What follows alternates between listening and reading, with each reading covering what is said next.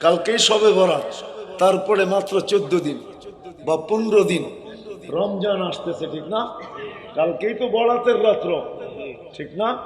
হ্যাঁ, না বাজি ফুটানের রাত্র, হ্যাঁ, না সিন্নি কি জানি হালুয়া রুটির রাত্র, হালুয়া রুটির রাত্র না, কি বলেন, পোলাও সোলাও, হ্যাঁ, পুরান ঢাকায় না রুটি বানায় সকালে বিক্রি করে, দেখেন নাই?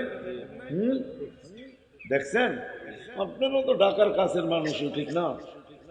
বেশি দূরে তো না, বিক্রমপুর আর ঢাকা একই, ঠিক না?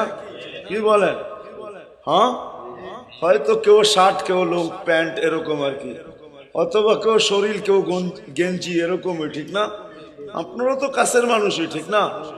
ওই রূপ না পটাকা ফটানের জন্য, না হালুয়া রুটির জন্য, না পোলাও বিরিয়ানির জন্য, কালকের রাত হলো আল্লাহকে মানানোর জন্য। মানান বোঝেন? আল্লাহকে মানানো বোঝেন? আল্লাহকে মানানোর জন্য, যে মালিক 1 বছর দূরে ছিলাম, না কাছে আসবো, আজকের রাত্রে চলে আসছে, শুনছি তুই নাকি মাফ করার জন্য তালাশ করিস, দুনিয়াওয়ালারা শাস্তি দেওয়ার জন্য তালাশ করে, দুনিয়াওয়ালারা শাস্তি দিতে পারলে খুশি হয়, তুই নাকি মাফ করলে খুশি হয়, দুনিয়াওয়ালারা শাস্তিতে অভ্যস্ত, তুই নাকি মাপে অভ্যস্ত, দুনিয়াওয়ালারা শাস্তি পছন্দ করে, তুই নাকি মাপ পছন্দ করস, দুনিয়াওয়ালারা শাস্তিকে ক্রেডিট মনে করে, আল্লাহ মাফ করাকে ক্রেডিট মনে করে।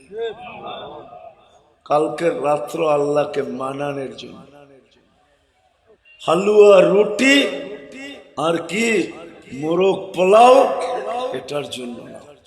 প্রত্যেক ব্যক্তি নির্জনে চলে যাবে, আর নির্জনে যে আল্লাহর সাথে মানায় নিবে।